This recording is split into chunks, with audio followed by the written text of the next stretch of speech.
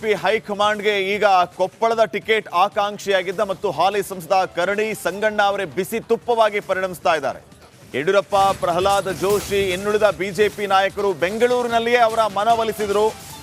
ಪಕ್ಷಕ್ಕಾಗಿ ಕೆಲಸ ಮಾಡ್ತೀನಿ ಅಂತ ಅವರು ಹೇಳಿದ್ರು. ಆದರೆ ಒಂದು ಬೇಡಿಕೆ ಇಟ್ಟರು, ಹೈಕಮಾಂಡ್ ಅಂಗಳಕ್ಕೆ ಹೋಗಬೇಕು ಅಂತ. ಸೊ ಸದ್ಯಕ್ಕೆ ಹೈಕಮಾಂಡ್ ಇದನ್ನು ಯಾವ ರೀತಿ ತೆಗೆದುಕೊಳ್ಳುತ್ತೆ, ಯಾವ ರೀತಿ ಅವರನ್ನ ಸಮಾಧಾನ ಪಡಿಸ್ತಾರೆ ಅನ್ನೋದು ಸದ್ಯಕ್ಕಿನ ಪ್ರಶ್ನೆಯಾಗಿದೆ. 5 ನಾಯಕರ ನಡುವೆ ಸೀಕ್ರೆಟ್ ಮೀಟಿಂಗ್ ನಡೆದಿದೆ. ರಿಪಬ್ಲಿಕ್ ಕನ್ನಡದಲ್ಲಿ ಸೀಕ್ರೆಟ್ ಮೀಟಿಂಗ್ನ ಇನ್ಸೈಡ್ ಮಾಹಿತಿಯನ್ನ ಕೊಡ್ತೀವಿ. ಆ ಮೀಟಿಂಗ್ನಲ್ಲಿ ಏನೆಲ್ಲ ಚರ್ಚೆ ಆಯಿತು, ಯಾವೆಲ್ಲ ವಿಚಾರಗಳನ್ನ ಪ್ರಸ್ತಾಪ ಮಾಡಲಾಗಿದೆ ಅಂತ. ಸಂಗಣ್ಣ ಕರಡಿ ಅವರ ಜೊತೆಗೆ BS ಯಡಿಯೂರಪ್ಪ, ವಿಜಯೇಂದ್ರ, ಅರವಿಂದ ಬೆಲ್ಲದ್, ಪ್ರಹ್ಲಾದ್ ಜೋಶಿ, ಬಸವರಾಜ ಬೊಮ್ಮಾಯಿ ಎಲ್ಲರೂ ಸೇರ್ಕೊಂಡು ಮೀಟಿಂಗ್ ಮಾಡಿದ್ರು. 20 ನಿಮಿಷಗಳ ಕಾಲ ನಡೆದಂತಹ ಸಭೆಯಲ್ಲಿ ಬಂಡಾಯ ಶಮನಕ್ಕೆ ಪ್ಲಾನ್ ಮಾಡಿರೋದು, ಸರ್ವ ಪ್ರಯತ್ನ ನಡೆಸಿರೋದು. ಸಂಗಣ್ಣ ಕರಡಿ ಮುಂದೆ 3 ವಿಚಾರಗಳನ್ನು ಪ್ರಸ್ತಾಪ ಮಾಡಿದ್ದಾರೆ ನಾಯಕರು. ನಂಬರ್ 1, ಡಾಕ್ಟರ್ ಬಸವರಾಜ್ ಕ್ಯಾವಟೂರು ಬದಲಾವಣೆ ಬಗ್ಗೆ ಚರ್ಚೆ ಆಗಿರೋದು. ಇದರ ಜೊತೆಗೆ ಸಂಗಣ್ಣ ಕರಡಿ ಅವರಿಗೆ ಟಿಕೆಟ್ ಕೊಡಿಸುವ ಪ್ರಯತ್ನವನ್ನ ನಡೆಸ್ತೀವಿ ಅಂತ ಹೇಳಿದ್ದು, ಟಿಕೆಟ್ ಅನೌನ್ಸ್ ಆದ ಮೇಲೆಯೂ ಕೂಡ. ಇದರ ಜೊತೆಗೆ ಒಂದು ವೇಳೆ ವಯಸ್ಸಿನ ವಿಚಾರ ಅಡ್ಡಿ ಬಂದರೆ, ಟಿಕೆಟ್ ಅನ್ನ ನಿರಾಕರಣೆ ಮಾಡಿದರೆ ರಾಜ್ಯಸಭೆ ಸದಸ್ಯತ್ವ, ಪರಿಷತ್ ಸ್ಥಾನ ಕೊಡುವ ಬಗ್ಗೆ ಹೈಕಮಾಂಡ್ ಜೊತೆ ಚರ್ಚೆ ಮಾಡ್ತೀವಿ ಅಂತ ಹೇಳಿದ್ದಾರೆ. ಇದರ ಮೇಲೆ ರಿಪಬ್ಲಿಕ್ ಕನ್ನಡಕ್ಕೆ ಕೊಪ್ಪಳದಿಂದ ಟಿಕೆಟ್ ವಂಚಿತರಾದಂತಹ ಕರಡಿ ಸಂಗಣ್ಣ ಅವರು ನಮ್ಮ ಜೊತೆ ಇದ್ದಾರೆ. ಬನ್ನಿ ಅವರನ್ನು ನೇರವಾಗಿ ಮಾತಾಡ್ಸೋಣ. ಸರ್, ನನ್ನ ನೇರವಾದಂಥ ಪ್ರಶ್ನೆ, ಸಭೆಯಲ್ಲಿ ಹಿರಿಯ ನಾಯಕರ ನಡುವೆ ಆದಂತಹ ಕೆಲವು ಒಪ್ಪಂದಗಳು ಏನು? ಅಲ್ಲ, ಒಪ್ಪಂದ ಅಂತ ಅದಕ್ಕೆ ಅನ್ಕೊಳ್ಳೋಕ್ಕಾಗಲ್ಲ. ಬಟ್ ಕೆಲವು ವಿಷಯಗಳನ್ನು ಅವ್ರು ಮಂಡಿಸಿದ್ದೇವೆ. ನಮ್ಮ ಎಲ್ಲ 8 ಕ್ಷೇತ್ರದ ಸೀನಿಯರ್ಸ್ ಬಂದಿದ್ದರು, ಯುವ ನಾಯಕರು ಬಂದಿದ್ದರು. ಅವರ ಬೇಡಿಕೆಗಳನ್ನು ಅವ್ರ ಮುಂದೆ ಇಟ್ಟಿದ್ದಾರೆ.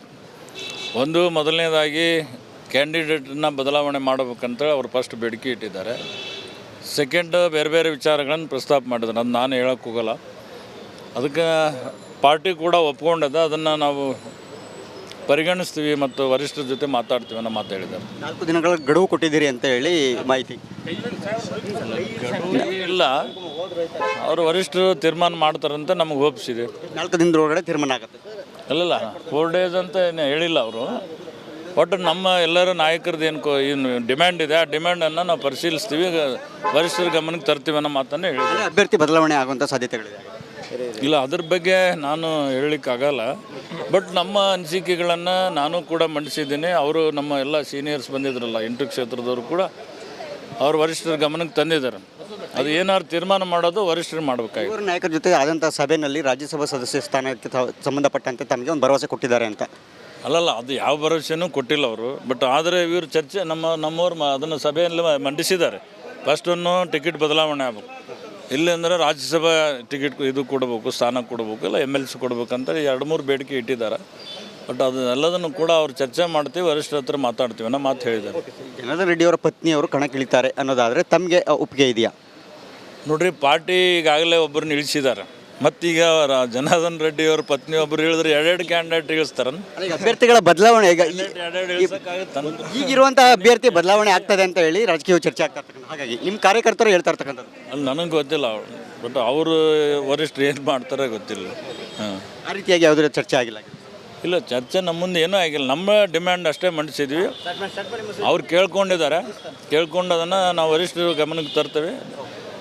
ನಮ್ಮ ಏನು ರಾಜ್ಯದ ನಾಯಕರ ಏನು ಜವಾಬ್ದಾರಿ ಅದನ್ನು ನಾವು ಪ್ರಯತ್ನ ಮಾಡ್ತೀವಿ, ನಿರ್ವಹಿಸ್ತೀವಿ ಅಂತ ಹೇಳಿ. ಇವತ್ತಿನ ಸಭೆ ಸಂಪೂರ್ಣವಾಗಿ ಯಶಸ್ವಿ ಆಗಿಲ್ಲ ಆಗಿದ್ರೆ? ಯಶಸ್ವಿ ಅಂತಂದ್ರೆ ಈಗ ನಾವು ಒಂದು ಮಾತನ್ನು ಅವ್ರಿಗೆ ಹೇಳಿದ್ದೇವೆ. ಜನರ ಅಭಿಪ್ರಾಯ ಮತ್ತು ಕಾರ್ಯಕರ್ತರ ಅಭಿಪ್ರಾಯ ಮತ್ತು ಏನು ನಮ್ಮ ಮುಖಂಡರ ಅಭಿಪ್ರಾಯದ ಹಿನ್ನೆಲೆಯಲ್ಲಿ ತೀರ್ಮಾನ ಮಾಡ್ರಿ ಅಂತ ಕೇಳ್ಕೊಂಡಿದ್ವಿ. ಆ ತೀರ್ಮಾನ ಬಿಡೋದು ಮಾಡೋದು ಅವರಿಗೆ ಬಿಟ್ಟಿದ್ದು. ಕ್ಯಾಮ್ರಾ ಪರ್ಸನ್ ಕೃಷ್ಣ ಜೊತೆ ಸುರೇಶ್, ರಿಪಬ್ಲಿಕ್ ಕನ್ನಡ.